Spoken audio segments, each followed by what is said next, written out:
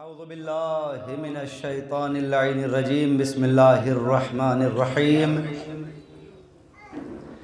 الحمدللہ رب العالمین الصلاة والسلام علی اشرف الانبیاء والمرسلین سیدنا و نبینا و طبیب نفوسنا و شفیع ذنوبنا جد الحسن والحسین بالقاسم محمد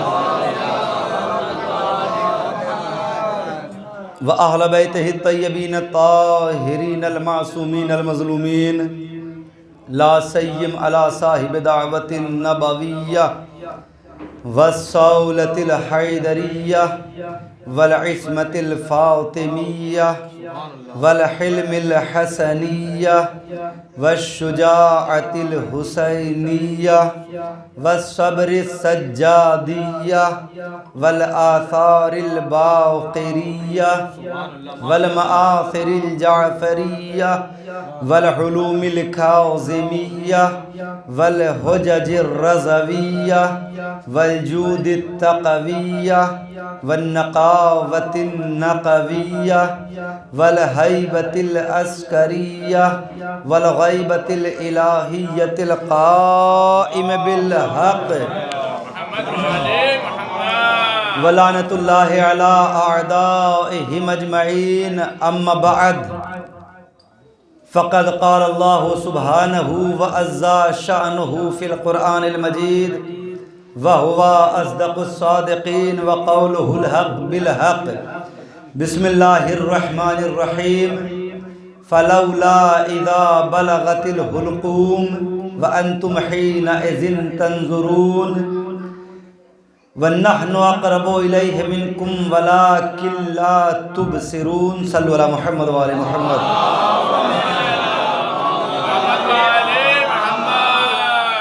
آپ حضرات سے گزارش ہے ایک مرتبہ سورہ حمد، ایک مرتبہ سورہ انزلنا، 3 مرتبہ سورہ اخلاص کی تلاوت فرما کر مرحوم احمد حسین ولد محمد صابر زیدی کی روح کو اصال فرما دیں۔ اللہم صلی علی محمد وآل محمد، اللہم صلی علی محمد وآل محمد، اللہم صلی علی محمد وآل محمد۔ بسم اللہ الرحمن الرحیم الحمدللہ رب العالمین الرحمن الرحیم مالک یوم الدین ایاک نعبد و ایاک نستعین اهدنا الصراط المستقيم صراط الذين أنعمت عليهم غير المغضوب عليهم ولا الضالين بسم الله الرحمن الرحيم إنا أنزلناه في ليلة القدر وما أدراك ما ليلة القدر ليلة القدر خير من ألف الشهر تنزل الملائكة والروح فيها بإذن ربهم من كل أمر سلام هي حتى مطلع الفجر بسم الله الرحمن الرحيم قل هو الله أحد الله الصمد لم يلد ولم يولد ولم يكن له كفوا أحد بسم الله الرحمن الرحيم قل هو الله أحد الله الصمد لم يلد ولم يولد ولم يكن له كفوا أحد بسم الله الرحمن الرحيم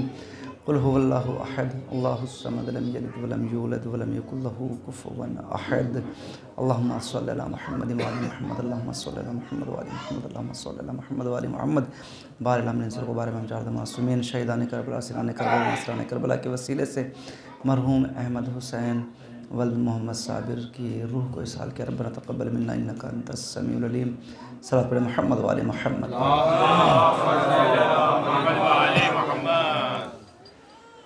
آپ حضرات سے جو حضرات باہر ہیں ان سے گزارش ہے کہ اندر آ جائیں، ابھی جگہ ہے تاکہ بعد میں آنے والوں کو پریشانی نہ ہو، آ جائیے۔ جو باہر ہیں ان سے بھی گزارش ہے کہ آ جائیں، فرش اعلیٰ پر آ جائیں، میرے سامنے آ جائیں۔ صلوات پڑھیں محمد وآل محمد۔ وکیل صاحب آپ کو یہاں ہونا چاہیے۔ اچھا صلوات پڑھیں محمد وآل محمد۔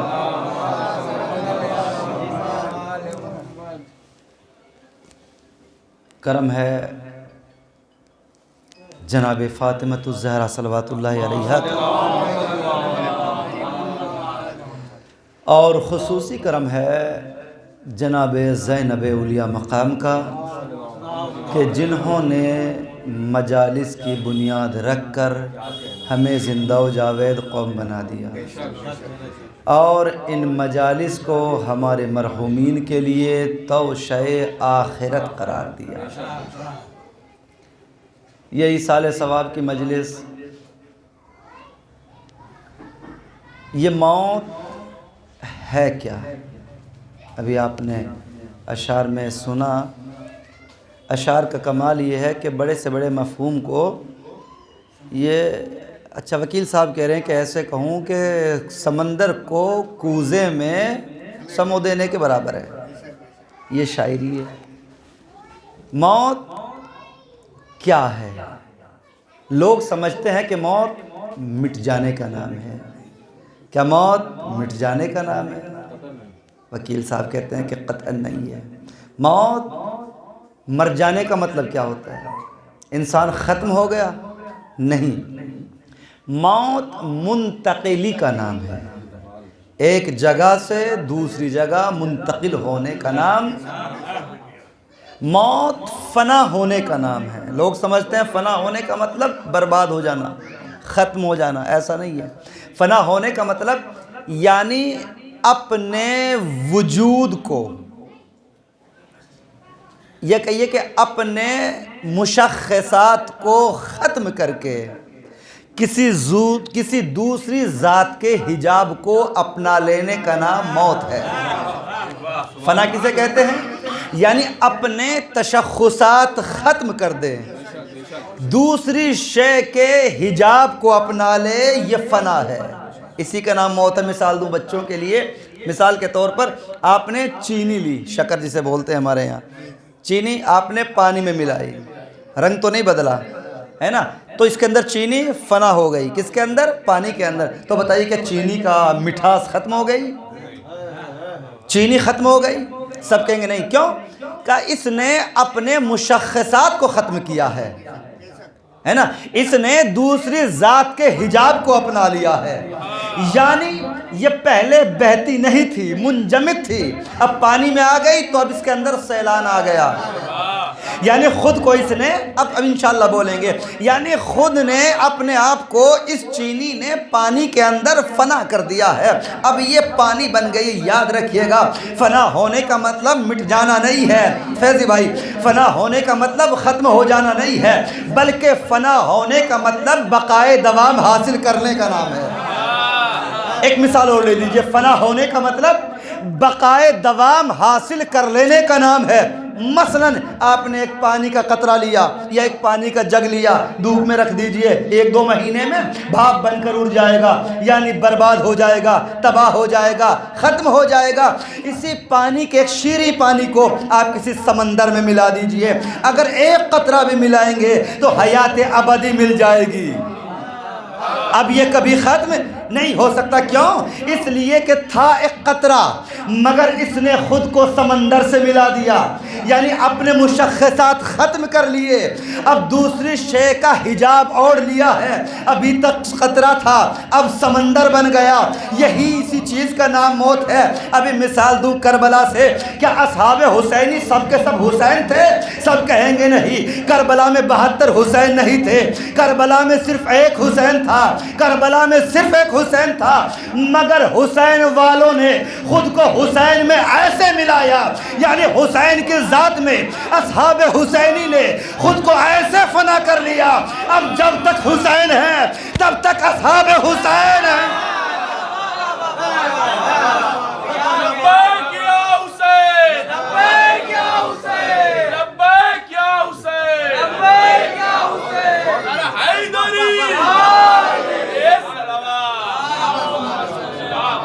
یہ بندہ جو انسان مرتا ہے، توجہ، جو انسان مرتا ہے یہ اپنے مشخصات کو ختم کر کے بارگاہ الہی میں، یا کہیے کہ صفات خدا سے خود کو ضم کر لیتا ہے، یعنی ملا دیتا ہے، اسی کا نام موت ہے۔ انسان مر کر ختم نہیں ہوتا، مٹتا نہیں ہے، بلکہ انسان حیات جاودانی حاصل کر لیتا ہے، جیسے اصحاب حسینی نے خود کو حسین کے صفات میں ضم کر لیا، یعنی خود کو حسین میں فنا کر دیا، راہ حسینی میں خود کو فنا کر دیا۔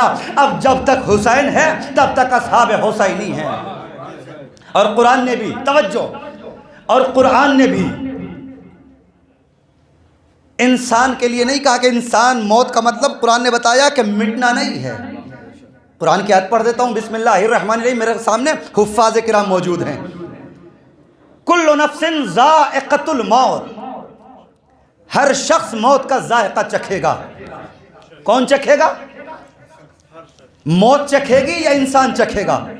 لیکن مسئلہ حل ہو گیا۔ قرآن نے ایسے نہیں کہا کل نفس یذوقها الموت یا تذوقها الموت، یعنی موت انسان کو چکھ لے گی۔ کیا کہا قرآن نے؟ کیا موت چکھے گی انسان کو؟ نہیں، بلکہ کل نفس ذائقۃ الموت، یعنی نفس انسانی موت کا ذائقہ چکھے گا۔ یاد رکھنا، انسان ذائق ہے، مذوق نہیں۔ یہ جملہ آپ کے لیے تھا۔ انسان ذائق ہے، یعنی موت کا ذائقہ لینے والا ہے۔ موت کیا ہے؟ مذوق ہے، مفعول ہے، یعنی جسے چکھا جائے گا وہ انسان نہیں۔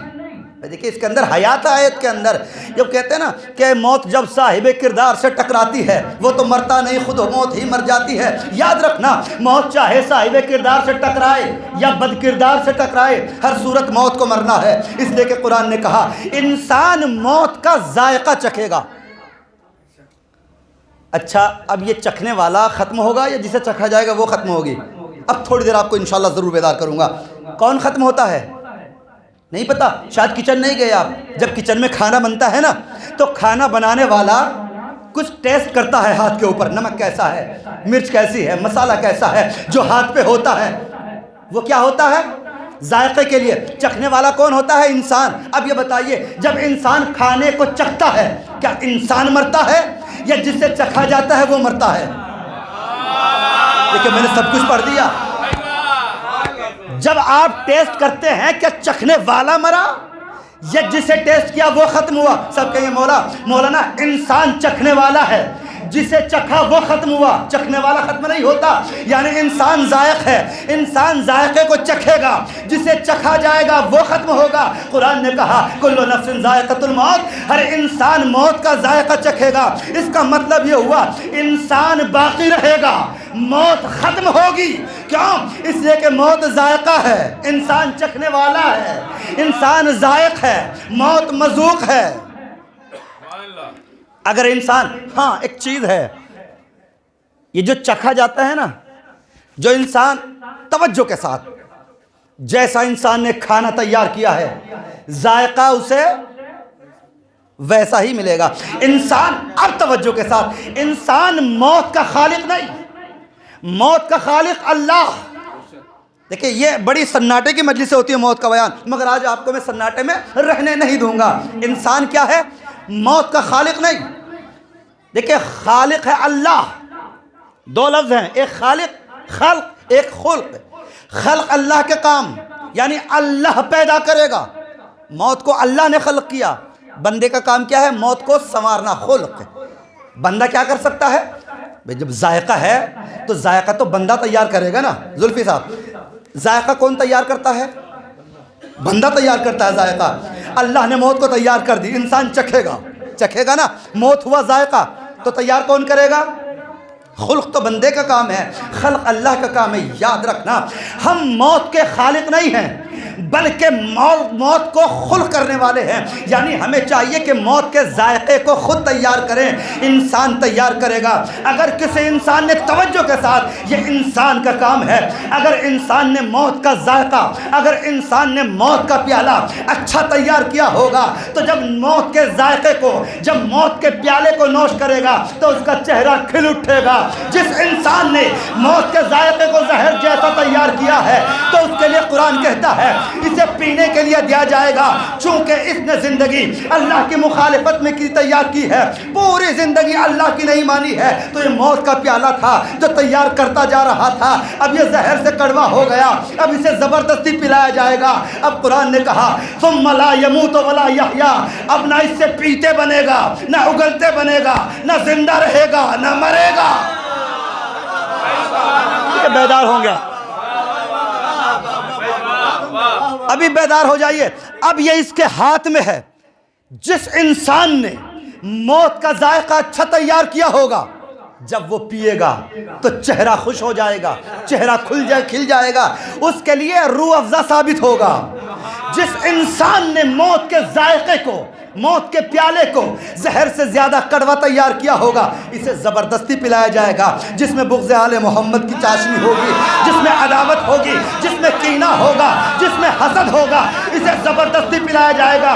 جب یہ اس موت کے ذائقے کو پیے گا، جب اس پیالے کو پیا جائے گا، اس کا چہرہ مرجھا جائے گا، اس کا چہرہ اترنے لگے گا، اس کا چہرہ جھلس جائے گا، اور اسے زبردستی پلایا جائے گا توجہ کے ساتھ۔ جو روح قبض کرنے آئے گا فرشتہ، اب قرآن نے کہا وَيَضْرِبُونَ وُجُوهَهُمْ وَأَدْبَارَهُمْ، جو فرشتہ روح لینے آئے گا اس کا منہ پیٹ رہا ہوگا، جو اس کا استقبال وہاں کرے گا وہ اسے لاتے مار رہا ہوگا۔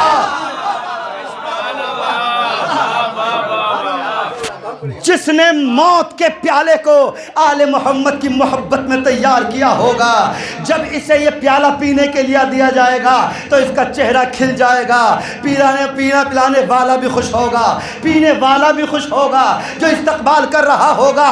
چلو بھائی میری طرف متوجہ رہے، جو اس کا میری طرف توجہ کیجئے گا، جو پیالہ پیے گا وہ بھی خوش ہے، جو پلا رہا وہ بھی خوش ہے، جو روح لے کر جا رہا وہ بھی خوش ہے، جو اس کا استقبال کرنے آیا وہ بھی خوش ہے۔ یہی وجہ ہے جب موت ایسے ایسوں کے سامنے آئی کہ جنہوں نے اپنے پیالے کو بغض آل محمد کے سانچے میں تیار کیا تھا، جب ان کے سامنے موت آئی تو موت سے بھاگتے ہوئے نظر آئے، کبھی پہاڑ پہ کچھ اچکتے ہوئے نظر آئے، کبھی 39 دن تک خیبر کا رن چھوڑ کر بھاگتے ہوئے نظر آئے۔ یہی پیالہ جب ان کے سامنے پیش کیا گیا، جنہوں نے عشق علی میں جان کو تیار کیا تھا، انہوں نے آ کر پوچھا تھا بابا السنا علی الحق، کیا ہم حق پر تو ہیں؟ قالا بلا، مولا حسین نے کہا علی اکبر ہم حق پر ہیں۔ تو علی اکبر نے جملہ کہا تھا لا نبالی بالموت، بابا اس کی کوئی پرواہ نہیں ہے، ہم موت پہ جا پڑے یا موت ہم پہ آ پڑے۔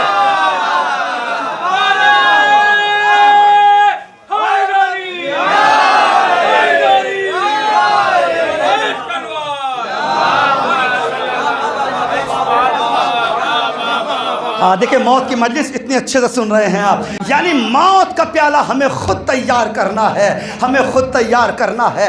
اگر موت کا پیالہ شیری تیار کیا ہے تو انسان کہتا ہوا نظر آتا ہے چچا میرے نزدیک موت شہد سے زیادہ میٹھی ہے۔ اگر کسی نے زہر سے زیادہ کڑوا تیار کیا ہو وہ کسی جنگ میں ٹھہرتا ہوا نہیں ملے گا، وہ ہمیشہ یہودیوں کے مقابلے سے بھاگتا ہوا نظر آئے گا، چاہے کل کا مسلمان ہو چاہے آج کا مسلمان ہو۔ جس نے آل محمد کی محبت میں اپنے موت کے پیالے کو تیار کیا ہے وہ کل بھی خیبر میں ڈٹ جاتا تھا، آج کے یہودی کے سامنے کبھی لبنان میں ٹکراتا ہے، کبھی ایران میں ٹکراتا ہے، کبھی عراق میں ٹکراتا ہے۔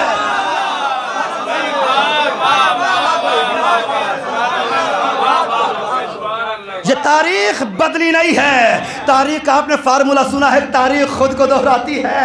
جو خیبر میں یہودیوں کے سامنے 39 دن تک علم پھینک پھینک کر بھاگتے رہے ہیں، سبت جعفر نے جملہ کہا تھا نا کہ جھنڈا لے کر جاتے تھے بانس لے کر آتے تھے۔ آج کے مسلمان بھی ایسا ہی ہے کہ جس نے اپنے سر کو اسرائیل اور امریکہ کے قدموں میں جھکا دیا ہے، یاد رکھنا اس مسلمان کا اسی سے تار ملتا ہے جو خیبر میں یہودیوں سے ڈر ڈر کر بھاگتا رہا، جس کے ہاتھ میں خیبر کا علم تھا، جس نے اس وقت خیبر میں یہودیوں کو للکارا تھا، جس نے مرحب و انتر جیسے پہلوان کو پچھاڑا تھا، آج اس کی اولاد ہے میدان میں ہے، آج اس کی اولاد میدان میں ہے اور شہادتیں پیش کر رہی ہے، اور پوری دنیا کے یہودیت کو اس نے ان کے چہرے سے ظلم کی نقابیں اتار لی ہیں۔ کربلا میں ہوا کیا تھا؟ توجہ، کربلا میں ہوا کیا تھا؟ کربلا میں حسین شہید ہوئے ہیں، یزید کو قتل نہیں کیا۔ یاد رکھنا مارنے والا مٹتا نہیں، مرنے والا مٹتا ہے۔ توجہ، کون مٹتا ہے؟ جو مرتا ہے، جو مارتا ہے وہ مٹتا نہیں ہے، مگر حسین نے کائنات کا اصول بدل دیا تھا۔ ایک سلسلہ تھا جو یزید کے پیچھے کام کر رہا تھا، حسین نے اس پورے سلسلے کے چہرے سے نقاب اتار دی۔ آپ کہیں گے بچے کہ کیسے نقاب اتر گئی؟ یاد رکھنا، پڑھنا بدر کو، بدر میں جس سے حسین لڑے اسے آج تک رضی اللہ کہا جاتا ہے، بدر میں جس سے رسول خدا لڑے وہ آج تک رضی اللہ ہے، احد میں جس کے ہاتھ میں علم تھا، احد میں رسول خدا کے خلاف وہ آج بھی رضی اللہ ہے، وہ آج بھی کاتب وحی ہے، جس سے رسول خدا خندق میں لڑے آج بھی رضی اللہ ہے۔ توجہ، رسول خدا ایک دو بار نہیں 86 مرتبہ لڑے. کتنی مرتبہ؟ 86 مرتبہ رسول خدا نے. تقریباً 95% جن کے ساتھ رسول خدا نے جنگ لڑی سب کے سب آج رضی اللہ ہیں. اب رسول خدا کے جہاد گئے تو کہاں گئے؟ کیا کریں؟ جہاد کا کیا کریں؟ کہاں لے کر جائیں؟ بھئی رسول خدا نے جن سے جہاد کیا وہ بھی رضی اللہ، جو جہاد کرنے والے تھے وہ بھی رضی اللہ. حد تو یہ ہے کہ جو رسول خدا کی طرف سے لڑنے والے تھے وہ نیچے نمبروں میں ہیں، جو رسول خدا کے خلاف لڑنے والے تھے وہ اوپر والے نمبروں میں ہیں. حسین نے کربلا میں اپنے سر کو کٹوا کر پوری کائنات کے منافقوں کے چہروں سے ان کی نقابوں کو اتار لیا ہے اور زمانے کو بتا دیا ہے. سنا، مسلمان دو ہیں، ایک کربلا میں قتل کرنے والا، ایک کربلا میں قتل ہونے والا. جس نے کربلا میں قتل ہوا وہ بھی ایک پورا سلسلہ ہے، جنہوں نے کربلا میں قتل کیا وہ بھی ایک پورا شجرہ ہے. یاد رکھنا، جو کربلا میں قتل کرنے والے ہیں وہ دھوکے سے تلواریں مارنے والے ہیں. جو کربلا میں قتل ہونے والے ہیں یاد رکھنا وہ ایسے ایسے چہرے ہیں کہ اگر خیبر فتح کیا تو کامیابی کا اعلان نہ کیا، اگر خندق کو فتح کیا تو کامیابی کا اعلان نہ کیا. جب سر کے اوپر ضربت لگی تو آواز دی فزتو برب الکعبہ، ہم تو رب کعبہ کی قسم کامیاب ہو گئے.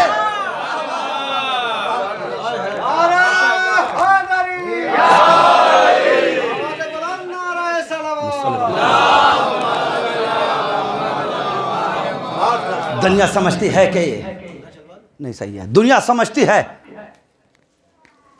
کہ ایک ایران ہے جو لوگوں کو مروا رہا ہے.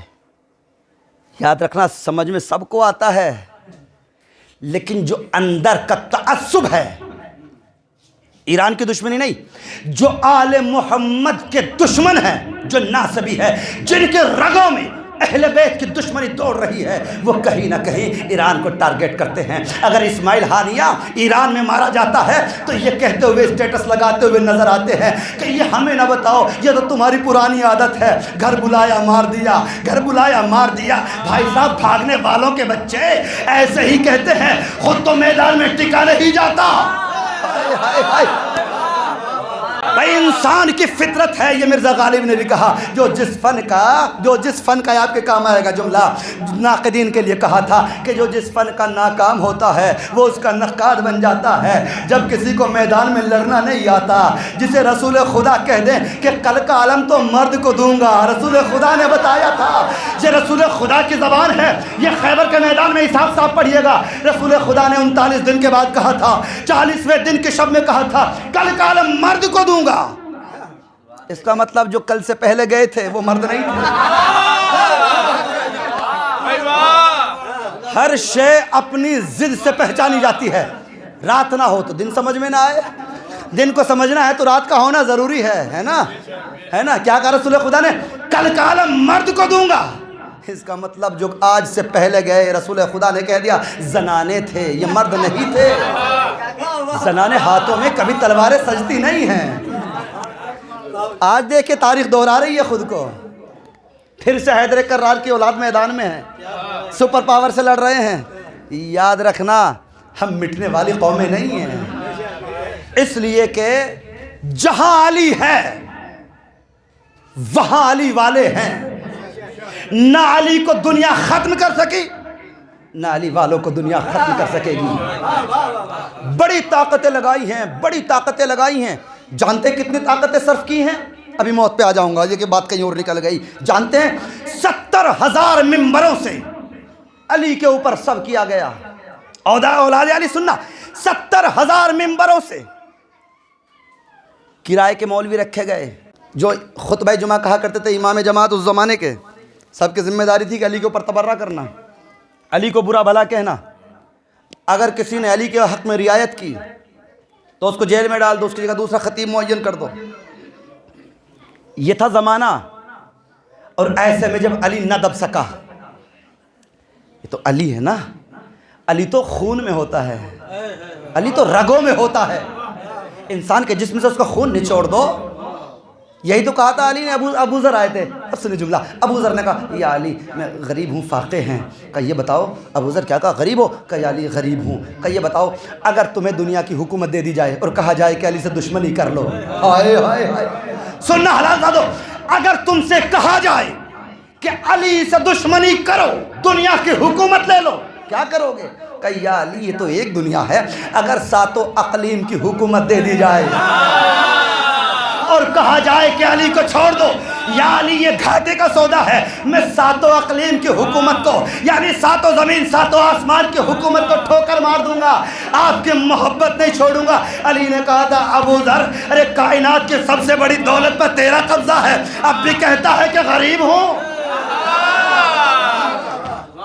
علی نے کیا کہا تھا سنو, یہ رسول خدا کی حدیث ہے, علی سے محبت حلال زادہ کرے گا, علی کا بغض حرام زادے کے دل میں ہوگا. اسی لیے علی نے ترجمانی کرتے ہوئے رسول خدا کے فقرے کی کہا تھا اگر میں مومن کی ناک پہ تلوار ماروں, اس سے کہوں کہ مجھ سے دشمنی کر, اگر میں مومن کی, سنو علی نے جملہ کہا, اگر میں مومن کی ناک پہ تلوار ماروں تو مومن تب بھی مجھ سے محبت کرے گا. اگر میں حرام زادے کو پوری دنیا بھی تحفے میں دے دوں اور اس سے کو مجھ سے محبت کر لے, وہ مجھ سے محبت نہیں کرے گا. تو آج بھی اولاد علی پر سختیاں, یہ تار صرف اور صرف محبت علی. ایسے زمانے میں علی نہ دب سکا. حاکم شام نے کہا پیسے ملیں گے, علی کو چھپاؤ, کوئی علی کے فضائل بیان نہ کرے, اگر کوئی ایسا کرے تو اس کو زندان میں ڈال دو. جو دور دراز کے علاقے, کسی نے شکایت کی, حاکم شام, سننا, حاکم شام ابن عباس قرآن مجید کی تفسیر بیان کرتا ہے. توجہ, کیا کرتا ہے کیا کہا حاکم شام سے؟ ابن عباس تفسیر قرآن پاک بیان کرتا ہے. کہ وہ نہیں کرے گا تو کون کرے گا؟ یہ حاکم شام کا جملہ تھا. وہ نہیں کرے, وہ بنو ہاشم ہے, وہ علی کا شاگرد ہے. اگر قرآن مجید کی تفسیر ابن عباس نہ کرے گا تو کون کرے گا؟ کہنے لگا تو سمجھا نہیں, کہنا کیا چاہتے ہو؟ کہ وہ علی کے فضائل نہیں پڑھتا. کہ پھر نہیں, وہ قرآن کی تفسیر بیان نہیں کرتا. کہ پھر کہ وہ قرآن مجید کے ذیل میں تفسیر قرآن کی آڑ میں علی کے فضائل پڑھتا ہے. حاکم شام نے کہا اچھا یہ تو مسئلہ ہے, پابندی ہے. کہ ابن عباس کو بلاؤ. مدینے پہنچ گئے دولت کی تھیلے لے کر, ابن عباس کو بلا لیا گیا. ابن عباس ادھر آؤ. ابن عباس آئے. توجہ, ابن عباس یہ بتاؤ, میں نے سنا کہ تم قرآن مجید کی تفسیر بیان کرتے ہو. کہاں کرتا ہوں. کہ سنو, قرآن کی تفسیر بیان کرو, علی کے فضائل پڑھنا بند کر دو. تاریخی جملہ سننا ابن عباس کا. کہ اس کا مطلب تو یہ ہے, تو یہ چاہتا ہے کہ میں فضائل علی پڑھنا بند کر دوں. کیا کہا؟ میں نے کہا کہ علی کے فضائل پڑھنا بند کر دے. کہ اس کا مطلب تو چاہتا ہے کہ قرآن پڑھنا بند کر دوں. حاکم شام پریشان ہوا. کہ میں نے یہ نہیں کہا قرآن پڑھنا بند کر دے. کہ پھر کیا کہا؟ کہ میں نے کہا علی کے فضائل پڑھنا بند کر دے. کہا تو اس کا مطلب تو یہی ہوا کہ تو یہ چاہتا ہے کہ میں قرآن پڑھنا بند کر دوں. حاکم تو سمجھا نہیں, میں نے کہا کہ علی نہ پڑھ. کہا تو کہتا ہے کہ قرآن نہ پڑھ. کہ یہ مطلب کہاں سے نکال لیا؟ کہ میں قرآن جہاں سے پڑھتا ہوں مجھے علی نظر آنے لگتا ہے.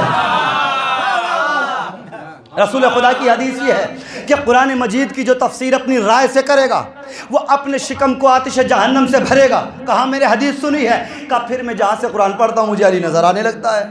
کہنے لگا حاکم شام ابن عباس یہ تو بتا کہ قرآن میں تجھے علی کہاں سے مل گیا, ہمیں بھی تو بتا کہ تجھے قرآن کی آیتوں میں علی کہاں سے مل گیا. توجہ کے ساتھ ابن عباس نے پڑھنا شروع کیا, بسم اللہ الرحمن الرحیم. جب بھی میں قرآن پڑھتا ہوں انما انت منذر ولکل قوم ہاد, رسول خدا آپ امت کے منذر ہیں, علی امت کا ہادی ہے. ایک مرتبہ یہ کہنے لگا حاکم شام ہاں میں سمجھ گیا, ہادی امت سے مراد علی ابن ابی طالب ہے. ابن عباس کرم کر دے, اس آیت کو نہ پڑھا کر کوئی اور آیت پڑھ لیا کر کہا اچھا بسم اللہ الرحمن الرحیم انما ولیکم اللہ ورسولہ والذین آمنوا الذین یقیمون الصلاۃ ویؤتون الزکاۃ وہم راکعون۔ ابن عباس کہنے لگا یاد رکھے گا تعریف وہ ہے جو دشمن کرے۔ حاکم شام کہنے لگا ابن عباس میں سمجھ گیا یہ علی کے حالت رکوع میں انگوٹھی دینے کے واسطے یہ آیت آئی تھی، میں سمجھ گیا یہ آیت نہ پڑھنا کوئی اور آیت پڑھ لینا۔ کہا بسم اللہ الرحمن الرحیم انما یرید اللہ لیذھب عنکم الرجس اہل البیت ویطہرکم تطہیرا۔ ہاں ابن عباس میں سمجھ گیا اس میں علی کی اولاد کی پاکیزگی کا بیان ہے، یہ چادر تطہیر کی آیت ہے، یہ آیت نہ پڑھنا کوئی اور آیت پڑھ لینا لوگوں کے سامنے۔ کہا بسم اللہ الرحمن الرحیم ویطعمون الطعام علی حبہ مسکینا ویتیما واسیرا۔ حاکم شام کہنے لگا ابن عباس میں سمجھ گیا علی کے دسترخوان کی روٹیاں جب فرشتے آسمان پر لے کر جا رہے تھے تو اس کے ذیل میں اللہ نے یہ آیت بھیجی تھی، علی کی روٹیوں کا قصیدہ ان آیتوں میں پڑھا تھا۔ اے ابن عباس خبردار ان آیتوں کو لوگوں کے سامنے نہ پڑھنا، کچھ اور کہیں اور سے قرآن پڑھ لینا۔ کہا بسم اللہ الرحمن الرحیم قل کفی باللہ شہیدا بینی و بینکم ومن عنده علم الکتاب۔ کہنے لگا حاکم شام ہاں یہ آیت تو علم علی کو بیان کرتی ہے، یہ تو علم علی کو بیان کرتی ہے، یہ آیت نہ پڑھنا کوئی اور آیت پڑھ لے۔ کہا بسم اللہ الرحمن الرحیم فقل تعالوا ندعو ابناءنا وابناءکم ونساءنا ونساءکم۔ کہنے لگا ہاں ابن عباس میں سمجھ گیا یہ تو آیہ مباہلہ ہے، اس میں علی کی صداقت کا اعلان ہے، یہ آیت نہ پڑھنا کوئی اور آیت پڑھ لینا۔ کہا بسم اللہ الرحمن الرحیم اما یتساءلون عن النبأ العظیم الذی هم فیہ مختلفون۔ حاکم شام کہنے لگا یہ تو نبأ عظیم سے مراد علی کی ذات ہے، یہ آیت نہ پڑھنا کوئی اور آیت پڑھ لینا۔ کہا بسم اللہ الرحمن الرحیم الیوم اکملت لکم دینکم واتممت علیکم نعمتی۔ ہاں تو آیہ غدیر ہے، جب اللہ کے نبی نے علی کی ولایت کا اعلان کیا تھا تو اللہ نے یہ آیت بھیجی تھی، یہ آیت نہ پڑھنا اس میں علی کی ولایت ہے۔ کہ بسم اللہ الرحمن الرحیم یا ایھا الرسول بلغ ما انزل الیک من ربک۔ ابن عباس کا قیامت کرتے ہو کیا پورا قرآن میں یہی آیت ملی تھی؟ کہ درد کیوں اٹھا؟ کہ درد اس لیے اٹھا یہ علی کو یہ رسول خدا نے یہ رسول خدا کو اللہ نے آیت بھیجی تھی غدیر کے موقع پر اور کہا تھا اگر علی کی ولایت نہ پہنچائی تو کوئی کام نہ کیا، یہ آیت نہ پڑھنا۔ کہ بسم اللہ الرحمن الرحیم سأل سائل بعذاب واقع۔ کہنے لگا حاکم شام ابن عباس کیا قیامت کرتے ہو؟ یہ تو منکر غدیر کے اوپر اللہ نے آسمان سے پتھر بھیجا تھا، یہ تو وہ آیت ہے، یہ آیت نہ پڑھنا۔ کہ اب تو ہی بتا میں قرآن میں کہاں سے پڑھوں؟ اب سننا کہ اب تو ہی بتا قرآن میں کہاں سے پڑھوں جہاں علی نہ ہو۔ ایک مرتبہ زلزلے کی آیت حاکم شام نے پڑھنا شروع کی۔ کہ بسم اللہ الرحمن الرحیم اذا زلزلت الارض زلزالها۔ ابن عباس یہ آیت پڑھو اور اس میں بتاؤ کہ علی کہاں سے آ گیا۔ کہ حاکم شام ارے افسوس ہے تیرے مقدر کے اوپر، اس آیت میں بھی علی ہے۔ کہ علی کیسے آ گئے؟ کہ مدینے میں زلزلہ آیا، لوگ علی کے پاس آئے، یا علی مدینے کی زمین ہل رہی ہے قرار نہیں آتا، علی نے لوگوں کو لیا مدینے کے باہر نکلے زمین کو ٹھوکر ماری۔ کہ اذا زلزلت الارض زلزالها۔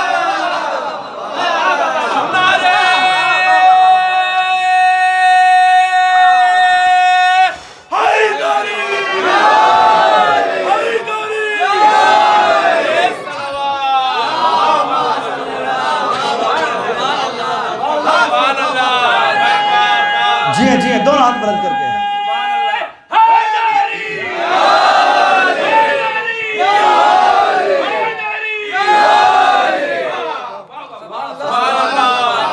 یہاں بھی علی ہے، پورے قرآن میں علی۔ یاد رکھنا قبر میں بھی علی، محشر میں بھی علی، صراط پہ بھی علی، میزان میں بھی علی، حشر کی گرمی سے بچانے والا لوائے الحمد پکڑنے والا بھی علی، حوض کوثر سے سیراب کرنے والا بھی علی، جہنم اور جنت کو تقسیم کرنے والا بھی علی۔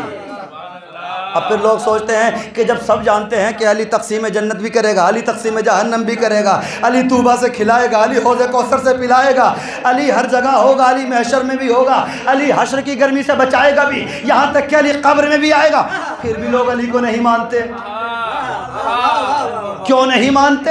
اس لیے نہیں مانتے رسول خدا نے کہا تھا یا علی لا یحبک الا تقوی، یا علی لا یحبک الا طاہر الولادہ۔ علی آپ سے محبت وہ کرے گا جو حلال زادہ ہوگا۔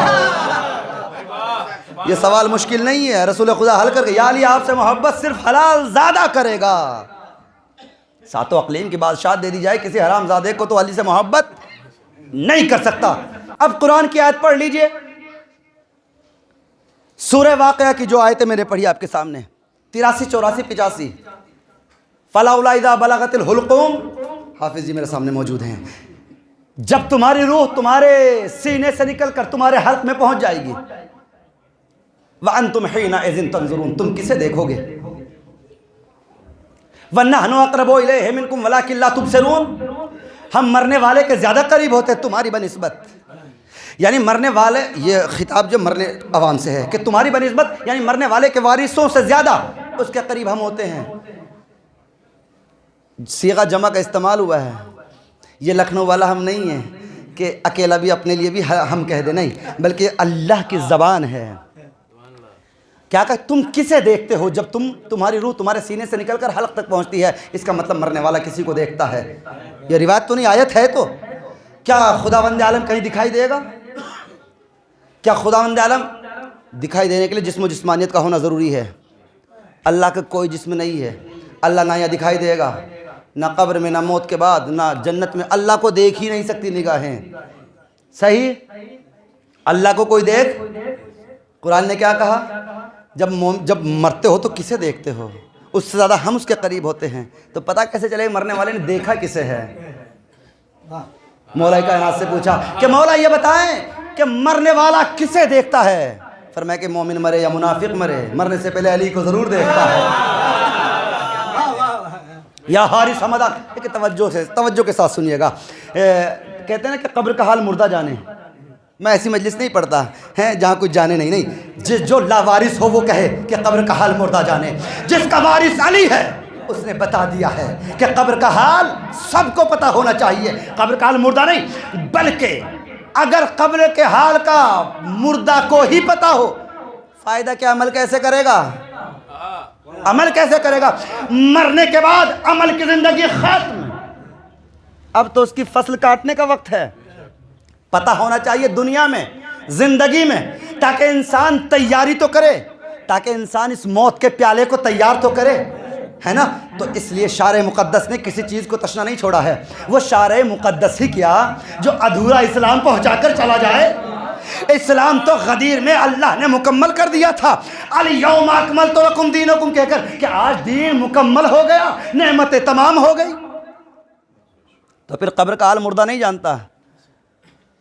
اگر مولوی صاحب چھپائیں تو الگ بات ہے۔ کیا کہا علی نے؟ یا حارث حمدان، دیکھیں میں وقت میں ختم کر دوں گا انشاءاللہ۔ یا ابھی مجھے 30 منٹ ہوئے ہیں نا، ہیں 30 منٹ اور 10 ہی منٹ ہے بتا رہے فیضی بھائی۔ ایک صلوات پڑھ دیں آپ حضرات، پڑھ دوں؟ دیکھیں اب تو شلو بھائی نے کہا تو اب ضرور پڑھوں گا، اس لیے کہ اس پورے مجمع میں جو سب سے فاسٹ ہیں ہمارے شلو بھائی ہیں۔ صلوات پڑھیں محمد والے محمد۔ ہاں ماشاءاللہ۔ اب سنیے گا، یا حارث حمدان من یمت یرنی مومنن کان او منافقا، علی نے فرمایا اے حارث حمدانی، چاہے دنیا میں مومن مرے یا منافق مرے، مرنے سے پہلے ابو علی کو ضرور دیکھے گا۔ اب میں جلدی اس لیے پڑھ رہا ہوں تاکہ کم وقت میں زیادہ باتیں ہو جائیں۔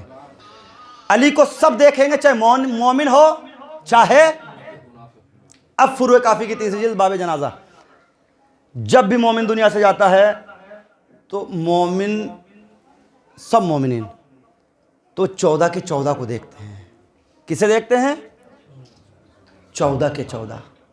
ان کے ساتھ اسرائیل بھی ہوتا ہے، ان کے ساتھ جبرائیل بھی ہوتا ہے۔ علی کا دامن اگر چھوڑ دو گے، یاد رکھنا جہنم کی لپٹیں مقدر بنیں گی۔ 14 کے 14 کو مومن دیکھتا ہے، منافق یہ علی کو سب دیکھیں گے۔ یہ حدیث ہے، بڑا لمبا ٹاپک ہے اور شاید کبھی یوٹیوب پہ کہیں پڑھا بھی ہوگا، دیکھ لیجیے گا اس کو بھی۔ تو آج نئی نئی باتیں پڑھوں گا۔ 14 کے 14 کو علی کو سب دیکھتے ہیں، مومن کے پاس 14 کے 14 آتے ہیں، یہاں تک کہ ان کے ساتھ یہ روایت ہے اسرائیل بھی ہوتا ہے، جبرائیل بھی ہوتا ہے۔ مرنے والے کے پاس جبرائیل، اسرائیل جب آتا ہے اس سے کہتا ہے، سنیے گا، یا اسرائیل ان ھذا کان یحب اللہ ورسولہ واہل بیتہ۔ اسرائیل جس کے روح قبض کرنے آئے ہو نا، یہ وحدانیت کا خدا کی اقرار کرتا ہے، اس کے رسول کو مانتا ہے اور اہل بیت رسول کو مانتا ہے۔ وَأَحِبَّا، تجھ پہ واجب ہے کہ تجھ سے محبت کر، صیغہ امر ہے، وجوب پہ دلالت کرتا ہے حافظ جی۔ کیا کہا؟ اب تجھ پہ واجب ہے کہ اس سے محبت کر. اور کیا جزا چاہتے ہو عشق علی کی؟ یہ تو ملک الموت وہ ہے کہ اگر نبیوں کے پاس آئے تو ان کو پسینے آ گئے. اور اسے اسرائیل جبرائیل جو اس کا سردار ہے کہتا ہے جس کی روح قبض کرنے آئے ہو یہ اہل بیت کو ماننے والا ہے. وَأَحِبَّ وَارْفُقْ بِهِ. سکون کے ساتھ اطمینان کے ساتھ اس کی روح کو نکال لو نرمی کے ساتھ اور اس سے محبت کرو. اسرائیل قریب آتا ہے. ید من اسرائیل. اسرائیل مرنے والے کے قریب آتا ہے اور اس سے کہتا ہے کہ اے اللہ کے بندے اخذت فکاک رقبتک. جاؤ تمہاری گردن جہنم کی آگ سے آزاد ہو گئی. کیسے آزاد ہو گئی؟ نہ سوال نہ جواب نہ حساب نہ کتاب. کہہ دیا ہے جبرائیل نے کہ یہ اہل بیت سے محبت کرنے والا ہے. اور جبکہ یہ اسرائیل اس سے نبی گھبرائے ہیں. موت کا جو فرشتہ ہے نا جناب یعقوب نے, اب دیکھیں آپ سناٹے میں ہیں کیونکہ بات چل رہی ہے اسرائیل کی. آپ کیا سمجھتے ہیں کہ اسرائیل وہی جاتا ہے کہ جس گھر میں موت آتی ہے؟ سنا دوں. دیکھیں ہمارا معاشرہ ایسا ہے کہ چونا ضرور کراتے ہیں گھر میں مرنے کے بعد. کیوں؟ کہا کہ مردہ نہ آ جائے. ایسا نہیں ہونا چاہیے. اب سنیے گا جملے. اسرائیل 5 مرتبہ ہر گھر میں آتا ہے. ہمارے گھر میں بھی آپ کے گھر میں بھی روز کتنی مرتبہ؟ بولے پیچھے والے بھی. اسرائیل کتنی مرتبہ آتا ہے ڈیلی؟ 5 مرتبہ. جہاں کوئی سانس لینے والا ہے وہاں اسرائیل 5 مرتبہ ڈیلی آتا ہے. اور جانتے ہیں جب جناب یعقوب نے دیکھا نا اسرائیل گزر رہا تھا جناب یعقوب کی پیشانی پہ پسینہ آ گیا. توجہ کے ساتھ سب کو مرنا ہے سنیے گا پھر بعد میں یہ نہ کہیں کہ قبر کا حال مردہ جانے. جناب یعقوب کی پیشانی پہ پسینہ آیا. اسرائیل نے دیکھ لیا. کہ نبی اللہ یہ پسینہ کیسا؟ تمہیں دیکھ کے پسینہ نہ آئے تو کسے دیکھ کر پسینہ آئے؟ کوئی شکایت مجھ سے؟ کہاں جس گلی میں جاتے ہو جس محلے سے گزر جاتے ہو وہاں صفے ماتم بچھا دیتے ہو. کہا صبر کریں آج میں تمہاری موت کے لیے نہیں آیا ہوں, آج تو میں آپ کی زیارت کے لیے آیا ہوں. اچھا اب ان کو تھوڑا دل کو تسلی ہوئی. توجہ, اب جناب یعقوب کا سانس برابر ہوا. نبی خدا تھے. یعقوب کوئی حسرت ہو تو بیان کرو. اب اگر کسی کو اسرائیل پوچھ لے کوئی حسرت ہو بیان کرو تو آپ سمجھ سکتے ہیں انسان کیا کہے گا. تھوڑا بیدار ہو جائیے انشاءاللہ مزہ آئے گا آپ کو, ہے نا. میں آپ کا ٹائم بالکل خراب نہیں کروں گا. کیا کہا؟ کوئی حسرت ہو تو بتاؤ. کا ایک تمنا ہے اگر پوری کر سکو. کا بتاؤ.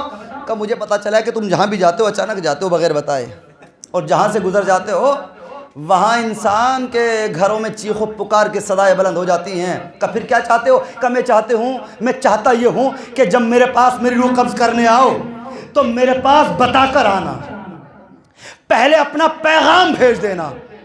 یہ مجھ سے وعدہ کرو. تو یہ وعدہ رہا. ہم آپ کے پاس خود تو نہیں آئیں گے بتانے کے لیے بلکہ اپنے میسنجر آپ کے پاس بھیج دیں گے کہ آپ موت کی تیاری کر لیں. اب جناب یعقوب انسان کو کیا چاہیے کہ مرنے سے پہلے اسے پتہ چل جاتا ہے کہ موت آنے والی ہے, تیاری کرنے کا وقت ہے نا. کب بتا کر آنا. کہا میں اپنا میسج بھجوا دوں گا. اب زمانہ گزر گیا, بہت زمانہ گزرا. ایک دن جناب اسرائیل جناب یعقوب کے سامنے آ گئے. پچھلی مرتبہ پسینے میں بھیگ گئے تھے لیکن آج بڑے خوش ہیں. کیوں خوش ہیں؟ اس لیے کہ بنا بتائے قبض نہیں کرنے والا روح. جیسے ہی آئے تو بڑے اطمینان سے بیٹھے رہے. کہ جناب یعقوب سے کہا نبی اللہ آج چہرے پہ پسینہ نہیں. آج تو مجھے پتا ہے میری روح قبض کرنے نہیں آیا. کہ پھر کیا سمجھتے ہو؟ کہ میں سمجھتا ہوں تو آج میری زیارت کے لیے آیا. کہ آج بھی سمجھنے میں غلطی کر دی. کہ کیسے غلطی؟ کہ آج میں آپ کو لینے آیا ہوں. اب پسینہ آیا. کہ یہ تو بتا. کہتے نا موت کا پسینہ. یہ تو بتا تو نے تو وعدہ کیا. توجہ کے ساتھ تو نے وعدہ کیا تھا کہ میسج بھیجواؤں گا, تو اچانک سے آ گیا. کہ نہیں میں نے تو ایک بار نہیں 5 میسنجر اپنے آپ کے پاس بھجوائے تھے. میں کیا کروں؟ آپ کہنے لگے جناب یعقوب کہ اسرائیل بتا تو صحیح تو نے میرے پاس کسے بھیجا؟ میرے پاس تو کوئی آیا نہیں. کہ نہیں میں نے تو آپ کے پاس 5 پیغام بھیجے تھے. کہ میرے پاس کوئی نہیں آیا. ذرا بتا تو صحیح. کہ اتنا بتائیے آپ کی داڑھی کالی تھی؟ کہا. کہ سفید ہو گئی تھی؟ کہا. کہ یہ میرا ایک میسج تھا. یہ بتائیے کہ آپ کی آنکھوں میں بینائی تھی؟ کہا میری آنکھیں بینائی تھی. کہا اندھے ہو گئے تھے؟ کہا میری بینائی کمزور ہو گئی تھی. کہ یہ میرا دوسرا میسج تھا. کہ یہ بتائے کہ قوت تھی؟ کہاں قوت تھی. کہ جسم کمزور پڑ گیا؟ کہاں پڑ گیا. کہ یہ میری طرف سے تیسرا میسج تھا. آخری میسج کیا تھا کہ سنو تم خود چلتے تھے، اب تمہارے ہاتھ میں لکڑی کا عصا آ گیا، یہ میرا آخری میسج تھا۔ یاد رکھنا نوجوانوں، اس آخری میسج کا انتظار نہ کرنا، اب تو زمانے میں عصا کسی کے ہاتھ میں آتا ہی نہیں، ابھی تو پہلے ہی مرحلے میں انسان چلا جاتا ہے، تو لہذا قبر کی تیاری کرنا، یا ملک الموت ایسے ہی پہنچ جاتا ہے۔ مگر یاد رکھنا جب علی کے چاہنے والے کے پاس آتا ہے تو بغیر اس کی پرمیشن کے، اس کی حدیث سناؤں گا آپ کو، اس کی روح نہیں، نبیوں کو نہیں پوچھتا۔ سلیمان نبی اللہ، قرآن کا واقعہ، محل بن رہا ہے، دیکھ رہے ہیں، نظارت کر رہے ہیں، جن بنا رہے ہیں، ٹھوڈی کا سہارا لیے ہوئے کھڑے ہیں، آ گیا سامنے سے چڑھتا ہوا زینے پہ نظر آیا، کہا کون، کیسے آئے میری اجازت کے بغیر؟ کہا مجھے اجازت کی ضرورت نہیں پڑتی، توجہ، مجھے اجازت کی ضرورت نہیں پڑتی، کہنا اس کا مطلب تو ملک الموت ہے۔ نبی تھے، سمجھ گئے بھئی پوری کائنات میرے اختیار میں ہے، سلیمان کے اختیار میں حکومت تھی پوری دنیا کے اوپر، اس کا مطلب تجھے کیا کہا، ضرورت نہیں اجازت کی؟ کہا نہیں ضرورت، کہا اس کا مطلب تو ملک الموت ہے، کہا صحیح پہچان لیا، کہا کہ ذرا بستر تک تو جانے دو، کہا پہلو بدلنے کی مہلت نہیں ہے۔ یہ جو بات ہوئی ہے نا، یہ 1 سیکنڈ کے کروڑویں حصے میں بات ہو گئی تھی، اس لیے امام صادق سے کسی نے پوچھا مولا جب کوئی انسان مرتا ہے کسی کی ایک آنکھ کھلی رہ جاتی ہے، کسی کی دونوں بند ہوتی ہیں، کسی کی ایک کھلی ایک بند، کسی کا منہ کھلا ہوا کسی کا بند، لوگ بڑی بڑی باتیں بناتے ہیں، کیا مطلب ہے اس کا؟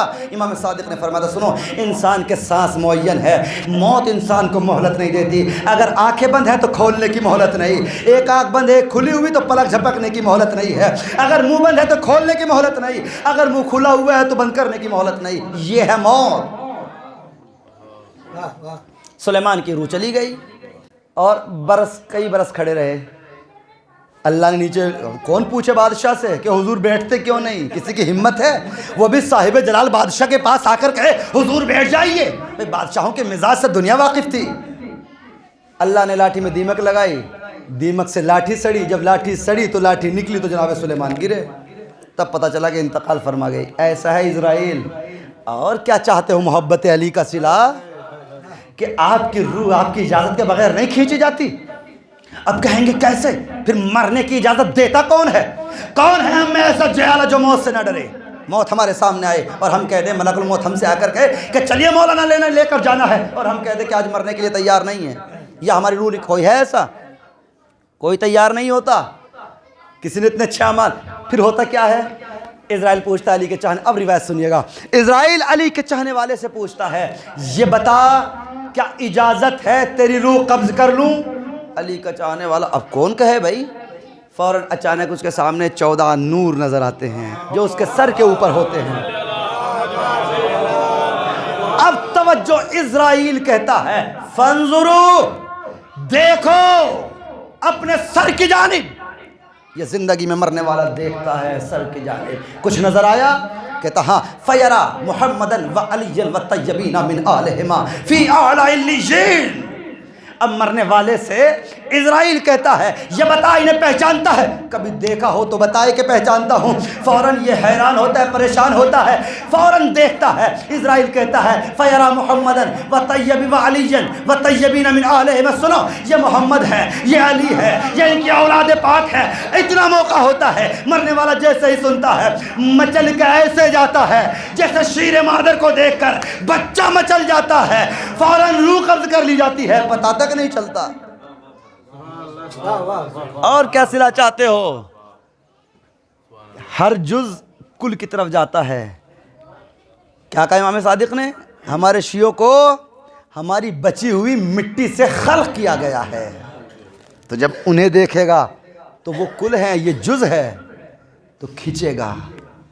اور دیکھیے وقت بہت ہو گیا، کچھ میسج ولایت علی کا دامن نہیں چھوڑنا ہے، اہل بیت کے دشمنوں پہ لعنت کرنا ہی ہے، یہ واجب ہے۔ محبت کا کب پتہ چلتا ہے؟ ہندوستان جو ہمارا وطن عزیز ہے، اس کی محبت کا کب پتہ چلے گا ہم اس سے محبت کرتے ہیں کہ نہیں؟ جب ہندوستان کے دشمنوں سے نفرت کریں۔ تو ایمان کا حصہ ہے، جو ہمارے وطن عزیز ہندوستان کا دشمن ہوگا اس کے اوپر تبرہ ضروری ہے، یہ تھوڑی نہیں ہوتا ہے کہ منافقت کہ جو ہے یہ بھی ہمارے دوست ہیں، ان کا دشمن بھی ہمارا دوست ہے نا، ایسا نہیں ہوتا. یہ اصول ہے. اگر دشمنان اہل بیت کی محبت کسی انسان کے دل میں مچھر کے پر کے برابر بھی ہے تو جنت کی خوشبو سے 1000 سال کی دوری پہ رہے گا. جنت کی خوشبو حافظ جی آپ تو جانتے ہیں نا، آپ تو خوشبوئیں استعمال کرتے ہیں، بڑی دور سے سونگھ لیتے ہیں آپ سب لوگ، ہے نا. یہ ہوتی ہے خوشبو، اپنی طرف کھینچتی ہے. جنت کی خوشبو ایسی ہے کہ 1000 میل سے، یہ والے میل نہیں، نوری سال، یہاں کے کروڑوں سال بنتے ہیں. یعنی جنت کی خوشبو کی مہک اتنی زیادہ ہے کہ 1000 نوری سال دوری سے انسان کو خوشبو آ جائے گی. جس کے دل میں آل محمد کی محبت نہیں ہے، جس کے دل میں آل محمد کے دشمنوں سے مچھر کے پر کے برابر بھی محبت ہے، اگر کسی کا دل آل محمد کے دشمنوں کی طرف مچھر کے پر کے برابر بھی مائل ہے، یاد رکھنا وہ جنت کی خوشبو سے 1000 میل کی دوری پر رہے گا. یہ آل محمد کا مکتب ہے، اسے فالو کریں. کتنا یہ جو انسان مرتا ہے نا، یہ علی سے ملاقات ہے. اب میں تمام کر رہا ہوں، 2-3 میسج ہیں.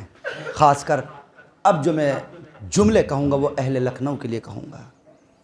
حدیث ہے رسول خدا کی، من غسل مؤمنا، جو مومن کو غسل دے، غسلہ اللہ من ذنوبہ، اللہ اس کو گناہوں سے دھو دیتا ہے. کیسے؟ کیوم ولدت ہو امو، مردے کو غسل دینے والا غسل کے بعد ایسے ہو جاتا ہے جیسے اپنی ماں کے شکم سے ابھی پیدا ہوا ہو. یعنی کوئی گناہ اس کے اوپر. دیکھیں اب سب بولیں، یہ کچھ باتیں ہیں اور میں یہیں سے مسائل کی طرف چلا جاؤں گا انشاءاللہ. نماز کس لیے پڑھتے ہیں؟ نماز کس لیے پڑھتے ہیں؟ تاکہ گناہوں سے بخشش ہو جائے. اب بولیے گا، اب جتنا وقت لوں گا یہ آپ کے لیے اتنا قیمتی ہوگا کہ پوری زندگی یاد رہ جائے گا. روزہ کس لیے رکھتے ہیں؟ تاکہ گناہوں سے، بول جائیے نا، تاکہ گناہوں سے بچ جائیں، گناہوں کی مغفرت مل جائے. خمس کس لیے دیتے ہیں؟ زکوٰۃ کس لیے؟ تاکہ پاک ہو جائیں. درگاہ میں کس لیے جاتے ہیں؟ حدیث قصہ پڑھنے کے لیے، تاکہ نامہ اعمال میں اچھائیاں لکھی جائیں. اسی لیے تو جاتے ہیں نا آپ، ہے نا، زیارت کرنے کے لیے. آپ نماز میں اول وقت روزانہ آتے ہیں، شام میں کس لیے آتے ہیں؟ تاکہ اللہ کے حکم کی بجاوری ہو جائے، گناہوں سے پاکیزگی مل جائے. اللہ نے کیا کہا؟ مرد مومن کو غسل دینا. اگر کوئی اگر کوئی مسلمان کو، اگر کوئی مومن کو غسل دے تو وہ ایسا ہے جیسے اپنی ماں کے شکم سے ابھی پیدا ہوا ہو، یعنی اس کے تمام گناہ معاف کر دیے جاتے ہیں. اسی لیے حدیث میں جملے ہیں اور دعا کے جملے یہ ہیں، یغسلنی صالح المومنین، پروردگار مجھے صالح مومنین غسل دے ہیں. وہ لوگ جو غسل نہیں دیتے، یاد رکھنا یہ امر اپنی جگہ مسلم ہے. اگر کوئی غسل کی اجرت لے تو غسل، یہ بول دیجئے، آپ تو بہت پڑھے لکھے ہیں ماشاءاللہ میرے سامنے یاور بھائی. غسل میت کی اجرت لینا حرام ہے کہ حلال ہے؟ بالکل حرام ہے. جب میت کو غسل دی جائے گی نا، جو میت کو غسل دے گا قصد قربت سے دینا ہے. جہاں اجرت ہوگی وہاں غسل نہیں ہوگا. اب ہم اپنا محاسبہ کریں کہ ہم کتنے مردے ہیں ایسے ہیں جنہیں دفن کر رہے ہیں بغیر غسل کے. ہے نا معاشرے میں کچھ، ہے نا، ایسا ہوتا ہے نا، غسال ہیں. یاد رکھنا اگر اپنے مردے کو صحیح غسل دینا ہے تو خود غسل دیں. جہاں اجرت ہوگی وہاں قصد قربت نہیں ہوگا. حرام ہے غسل کی اجرت لینا. اور ثواب دیکھیے، یہ تمام اعمال جو آپ کرتے ہیں کس لیے کرتے ہیں؟ بھئی یہاں مجلس میں کس لیے بیٹھے ہیں آپ؟ تاکہ ثواب مل جائے. مجلس میں کس لیے؟ تاکہ ثواب مل جائے، ہے نا. اور اگر انسان کو اللہ نے ایک ایسا ثواب دے دیا کہ موت کو بھی تمہارے لیے نعمت بنا دیا، موت مصیبت نہیں، تمہارے گناہوں سے بچنے کا ذریعہ بنا دیا اللہ نے، تو کتنا اچھا ہے. بڑھنا چاہیے، غسل دینا چاہیے. کیونکہ جب انسان کسی مردے کو غسل دیتا ہے، جب مردہ، کہتے یہ ہیں کہ جب مردے کے اوپر جتنا پانی گراتا ہے نا، وہ ہر قطرے کے عوض توجہ، پانی کے گرائے ہوئے ہر قطرے کے عوض اس کا ایک گناہ مٹا دیا جاتا ہے، ایک نیکی لکھ دی جاتی ہے، ایک گناہ مٹا دیا جاتا ہے، ایک نیکی لکھ دی جاتی ہے۔ جب تینوں غسل مکمل ہو جاتے ہیں، جب یہ مردہ پورا غسل سے پاک ہو جاتا ہے تینوں غسل کے بعد، تو کہتے یہ ہیں، حدیث کے فقرے یہ ہیں، جو غسل دے رہا تھا وہ ایسے پاک ہو جاتا ہے جیسے شکم مادر سے ابھی پیدا ہوا ہو۔ تو یہ باعث زحمت نہیں ہے، سبقت کرنی چاہیے۔ اس کے بعد توجہ، کچھ باتیں کہوں گا۔ غسل ہو گیا، اب کفن پہنانے کا ثواب آج کے بعد نوجوان سنیں گے اور عمل کریں گے اور سبقت کریں گے۔ دیکھیں اتنا کمپٹیشن ہونا چاہیے کہ میرا یہ بھائی اس بھائی سے کہے کہ پچھلے مردے کو تم نے غسل دیا تھا، آج مجھے دینے دو۔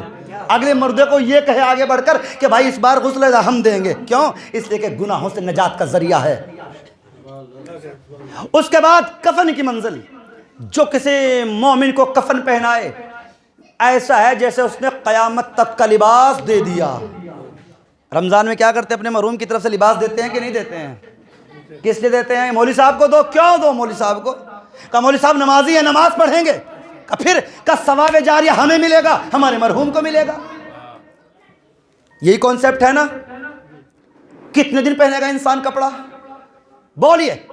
دیکھیں یہ مجلس وہ مجلس نہیں ہے کہ جس میں آپ بور ہو جائیں یا جس میں آپ سو جائیں، ہے نا، یہ ایک درس ہے۔ کتنے دن پہنیں گے مولوی صاحب کپڑا؟ کیا کہا حدیث نے؟ اگر کوئی مومن کو مردے کو کفن پہنائے تو قیامت تک کا لباس پہنا دیا، یعنی صدقہ جاریہ قیامت تک کا ہو گیا۔ سنا ہے نا حدیث میں کہ جس لباس میں انسان کو دفن کیا جائے گا اسی لباس میں اس کو اٹھایا جائے گا۔ جس نے مومن کو غسل کفن دے دیا، قیامت تک کا لباس دے دیا، صدقہ جاریہ لیتے رہو ثواب۔ اس کے بعد اگر کسی انسان نے کسی کی قبر کھودی، توجہ نوجوانوں یہ تمہارے لیے جملے ہیں، اگر کسی نے کسی کی قبر کھودی، پھر کہتا ہوں تمہارے لیے، اگر کسی نے کسی کی قبر کھودی تو حدیث کہتی ہے رسول خدا کی، اس کے اوپر آتش جہنم حرام ہے۔ دیکھیے آوازیں تو نہیں آ رہی ہیں، کہیں ایسا تو نہیں کہ یہ کام ہم سب کے سب لیبروں سے کرا رہے ہوں؟ ہاں سمجھا کریں، خیال کریں پنو بھائی، یہ ذمہ داری آپ کی ہے نا، پھر آپ کو جو ہے نا ڈائٹنگ کرنے کی ضرورت نہیں پڑے گی الحمدللہ۔ اب جملہ سنیے گا، کیا کہا؟ اگر کوئی انسان کسی کی قبر کھودے تو آتش جہنم حرام۔ اس کے بعد سنیے گا، اس کے بعد کیا منزل آتی ہے؟ قبر کھود گئی، حکم آ گیا کہ قبر تیار ہو گئی، لے آؤ مردے کو۔ اب یہاں سے جنازہ اٹھ رہا ہے۔ کہتے یہ ہیں کہ اگر کسی نے کسی مرد مومن کسی کی میت کی تشییع جنازہ کی اپنے کاندھے کے اوپر، پہلے تشییع جنازہ سن لے، اگر کوئی کسی مردے کے پیچھے چلا، کہتے ہیں کہ اس کے اوپر جنت واجب ہو جاتی ہے۔ اب وہ سمجھیں کہ جو آج کے وقت میں ہمارے زمانے میں گاڑیوں سے کربلا دولہ یا وغیرہ وغیرہ میں لاش کو بھیج دیتے ہیں، بائکوں سے لوگ پہنچ دیتے ہیں، میں یہ نہیں کہتا کہ یہ باطل ہے، مگر یہ کہوں گا کہ تشییع جنازہ کے جو ثواب ہے اس سے محروم رہ گئے۔ یاور صاحب حکم ہو گیا کہ قبرستان میں 3 بجے پہنچنا ہے، انسان بائک سے پہنچ تو گیا مگر تشییع جنازہ کہاں ہوئی؟ تشییع جنازہ مشایعت کا مطلب کیا ہے؟ جنازے کے پیچھے چلنا۔ کیا ثواب ہے؟ کہ اس کے اوپر جنت واجب ہے۔ اگر کسی نے کسی مومن کی میت کو کاندھا دیا تو 25 گناہان کبیرہ ایسے ہیں جو اس کے معاف کر دیے جائیں گے۔ کتنے؟ دیکھیں اتنے سناٹے میں کیوں سن رہے ہیں آپ؟ کیا ایسا نہیں کرتے؟ اگر نہیں کرتے تو بولتے رہیے تاکہ آئندہ سے کریں۔ اگر کسی نے مردے کو، سنڈیلا میں ہوتا ہے الحمدللہ، ہے نا، جنازے جاتے ہیں باقاعدہ، گھر سے نکلتے ہیں، ایسا ہونا چاہیے۔ اگر کسی نے کسی کے جنازے کو کاندھا دیا، 1 پایا، 4 نہیں 1 پایا، تو اس کے 25 گناہان کبیرہ معاف۔ اگر کسی نے باری باری چاروں کونوں کو پکڑ لیا، چاروں پاؤں کو پکڑ لیا، تو حدیث یہ کہتی ہے کہ اب اس کے تمام گناہ معاف ہو گئے، تمام گناہ جتنے بھی، کہ 25 سے 100 نہیں، جتنے بھی تھے سب کے سب اس کے گناہ ختم۔ اور کیا چاہتے ہو؟ اس کے بعد دفن کر دیا۔ اس کہتے ہیں نا ہاتھ کی پوچھ سے مٹی دو۔ انسان جتنی مٹی دیتا ہے، توجہ، مرنے کے والے کو قبر میں دفن کرنے کے بعد جتنی مٹی دیتا ہے انسان، کہتے ہیں کہ جتنے مٹی کے ریزے قبر میں جاتے ہیں اتنی ہی نیکیاں اس کے نام اعمال میں لکھ دی جاتی ہیں۔ اور سنیں گے، قبرستان آپ بھی جاتے ہیں، سب جایا کریں، اگر کوئی کسی کی قبر کے اوپر انگلیاں رکھ کر ہاتھ سے 7 مرتبہ انا انزلنا پڑھ لے۔ آج کے زمانے میں لوگ نہیں پڑھتے، میرا دشمن تھا میں کیسے پڑھ لوں، اس کو جنت میں کیسے بھیج دوں۔ یاد رکھنا وہ آپ اس کے لیے نہیں اپنے لیے پڑھ رہے ہیں۔ کس کے لیے پڑھتے؟ جو انسانی اعمال کر رہا ہے نا، مرنے والے کے لیے نہیں، اس کا جنازہ تو گاڑی سے جائے گا تب بھی پہنچ جائے گا، اس کے بیٹے اٹھائیں گے تب بھی پہنچ جائیں گے۔ یہ آپ کے لیے ہے، یہ اللہ کا کرم آپ کے لیے ہے۔ کہا کہ 7 مرتبہ مرحوم کی قبر کے اوپر ہاتھ رکھ کر انا انزلنا پڑھو۔ لوگ سوچتے ہیں یہ تو میرا دشمن تھا، اس سے میری بنتی نہیں تھی، کیوں پڑھوں؟ بھائی صاحب آپ اپنے لیے نقصان کر رہے ہیں، اس کے لیے نہیں۔ اس لیے کہ حدیث کے فقرے یہ ہیں، اگر کوئی کسی کے قبر کے اوپر ہاتھ رکھ کر 7 مرتبہ انا انزلنا پڑھے گا تو یہ پڑھنے والا وحشت قبر سے پاک رہے گا۔ جب اس کا وقت آئے گا، جب یہ قبر میں جائے گا تو قبر کی ہولناکی اور وحشت و دہشت سے اس کو امان مل جائے گی، یہ قبر کی ہیبت سے، گھبراہٹ سے پاک ہو جائے گا۔ تو لہذا قبرستان جایا کریں تو یہ بھی کیا کریں۔ چند باتیں ہم نے آج سیکھی ہیں کہ ہم تشییع جنازہ کریں، غسل خود دیں، غسل کی اجرت حرام ہے، قصد قربت ضروری ہے۔ دیکھیے آج ہم ایک مرحوم کے لیے ایصال ثواب کے لیے سب جمع ہوئے ہیں۔ یقیناً مجلس حسین توشہ آخرت ہے، اس سے بڑھ کر کیا اہتمام کر سکتی ہے نیک اولاد اپنے والدین کے لیے۔ اس لیے کہ مادر حسین کی خواہش کا نام فرش اعضا ہے۔ ہم رسول خدا کو یہی تو بتاتے ہیں کہ اللہ کے نبی ہم کیسے کسی اپنے مرحوم کو روئیں۔ ہماری آنکھوں کے سامنے حسین کا بے گور و کفن لاشا نظر آ جاتا ہے۔ جب کسی سے اس کا بھائی جدا ہوتا ہے نا تو ہمیں حسین کا بھائی عباس یاد آ جاتا ہے۔ جب کوئی ماں دنیا سے رخصت ہوتی ہے تو رسول خدا کی چہیتی بیٹی جسے رسول خدا نے کہا کہ فاطمہ اپنے باپ کی ماں ہے، اس کی یاد آ جاتی ہے۔ جب کوئی جوان دنیا سے رخصت ہوتا ہے تو علی اکبر کے سینے میں لگنے والا نیزہ یاد آ جاتا ہے۔ یہ ایک والد کی مجلس ہے۔ چاہتا ہوں کہ اس حسین کی مصیبت کے چند فقرے کہوں کہ جو نرغہ آدھا میں تھا، جو امت رسول خدا کے لیے جس نے اپنا گلا پیش کر دیا۔ 6 مہینے کا جنازہ، یاد رکھنا یہ کربلا میں جتنے شہید ہوئے نا سب کے سب ابو طالب کا خون تھے۔ کربلا میں کسی کا لہو نہیں بہا سوائے ابو طالب کے۔ اگر اولاد جعفر ہیں تو بھی ابو طالب کی اولاد ہیں، اولاد مسلم ابن عقیل ہیں تو بھی ابو طالب کی اولاد ہیں، اولاد عقیل ہیں تو بھی ابو طالب کی اولاد ہیں، اولاد علی ہیں تو بھی ابو طالب کی اولاد ہے، حسین کی اولاد ہے تو بھی ابو طالب کی اولاد ہے۔ کیا منظر دیکھا، کبھی سوچئے کیا وقت رہا ہوگا۔ ہم نے نہیں دیکھا دنیا کے بڑا سے بڑا ویر ہو یا ساونت ہو یا بہادر ہو کہ 6 مہینے کا جس کے ہاتھ میں بچہ شہید ہو جائے۔ ایسے جوان، یہی تو کہا تھا نا امام رضا علیہ السلام نے ابن شبیب سے، یہ ابن شبیب اگر کبھی دنیاوی مصیبتیں تیرے اوپر آ پڑیں، تیرا دل چاہے کہ روئے، اے ابن شبیب میرے جد حسین پہ رو لینا، اس لیے کہ میرے جد کو رلا رلا کر قتل کیا گیا ہے۔ ابن شبیب ایک دن میں ہمارے گھر سے 18 جنازے نکلے، ایسے ایسے جوانوں کو قتل کیا گیا کہ جن کی نظیر نہیں ملتی۔ مجھے زمانہ یاد آتا ہے، یہ باپ کے ایصال ثواب کی مجلس ہے، مجھے زمانہ یاد آتا ہے جب فاطمہ کا چاند چہرے پہ خون بے شیر کو ملے ہوئے، آستینے پلٹے ہوئے، گریبان چاک، سرزمین کربلا سر میں ڈالے ہوئے، خیموں کے در پہ کھڑا ہوا کہہ رہا تھا اما فضا ذرا مجھے میرا لباس لا دو۔ بہن نے پوچھا، ایک مرتبہ تاریخ کہتی ہے کہ فضا دوڑی ہوئی صندوق لائی، فاطمہ کے ہاتھ کا بنا ہوا کرتا حسین نے نکالا، ارے خنجر نکال کر کرتے کو چاک کرنا شروع کیا۔ جناب زینب قریب آئی، آ کر کہا ماں جائے، ارے یہ صحیح سالم لباس تھا، اسے کیوں پارا پارا کر رہے ہو؟ کہا بہن اب ابھی میں قتل کر دیا جاؤں گا، یہ قوم جفاکار میرا لباس لوٹے گی۔ ارے میں اس لباس کو اس لیے پھاڑ رہا ہوں تاکہ پھٹا ہوا سمجھ کر کوئی لباس لوٹنے نہ آئے۔ اللہ جانے بہنوں نے کیسے رخصت کیا ہوگا۔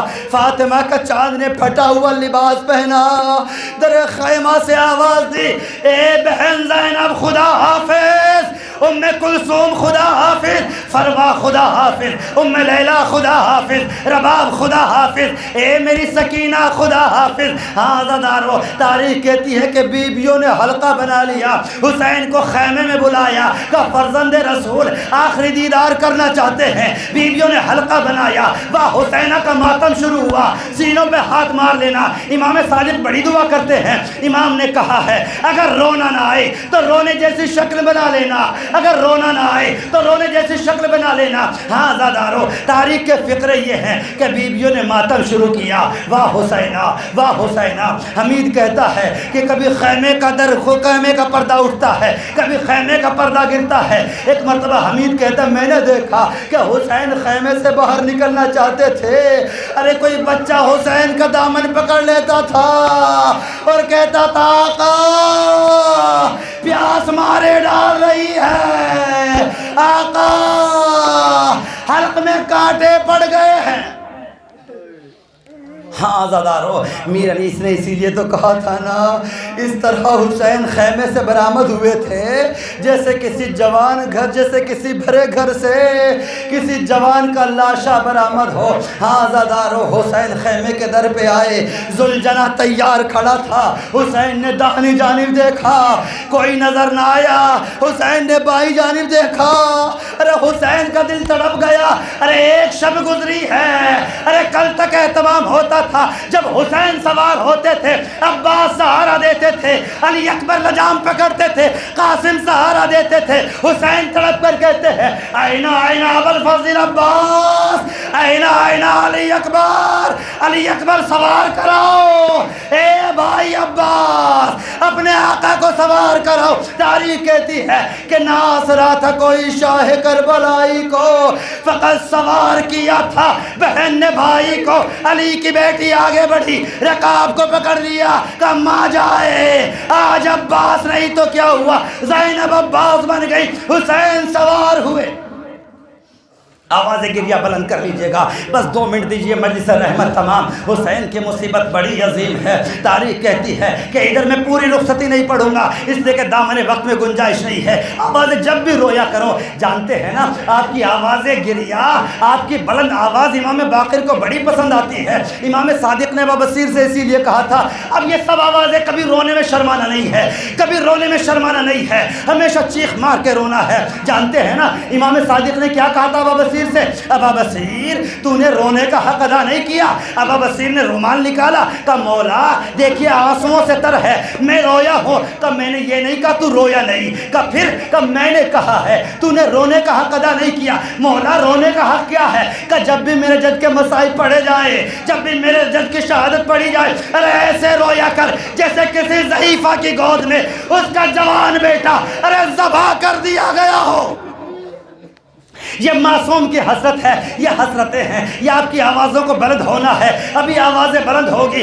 اب جیسے حسین خیمے سے چلے، ایک مرتبہ شقی نے کہا حسین ہمیں پتا ہے کہ علی اکبر کی آنکھوں نے تمہارے آنکھوں کا نور چھین لیا ہے، عباس کے بازوؤں نے تمہاری کمر کا بازو ختم کر دیا ہے، قاسم کی لاش کے مال ٹکڑے اٹھانے کے بعد حسین تم میں چلنے کی ہمت نہیں ہے۔ حسین ایسا کرو کہ سر کو خنجر بیداد کے لیے جھکا دو تاکہ جلدی قصہ تمام ہو جائے۔ علی کی بیٹی کے کانوں میں آواز پہنچی، آواز دے حسین اے میرے ماں جائے، یا ابن رسول اللہ، یہ دشمن آپ کو کمزور سمجھتا ہے، تجھے قسم ہے اماں کی چادر کی، اماں کے شیر کا اثر دکھا دے۔ حسین نے تلوار کو بے نیام کیا۔ تاریخ کہتی ہے حسین میمنہ پہ گئے، کبھی میسرہ پہ گئے، حسین حملے کرتے جاتے تھے، لاشوں کے پاس آتے تھے اور کہتے تھے عباس یہ حملے نہ دیکھے، یہ سفارائی نہ دیکھی، افسوس کہ تم نے میری تنہائی نہ دیکھی۔ حسین حملے کرتے جا رہے تھے، فوجوں میں شور تھا کہ یہ فرزند زہرا آ گیا، یہ فرزند مشکل کشا آ گیا۔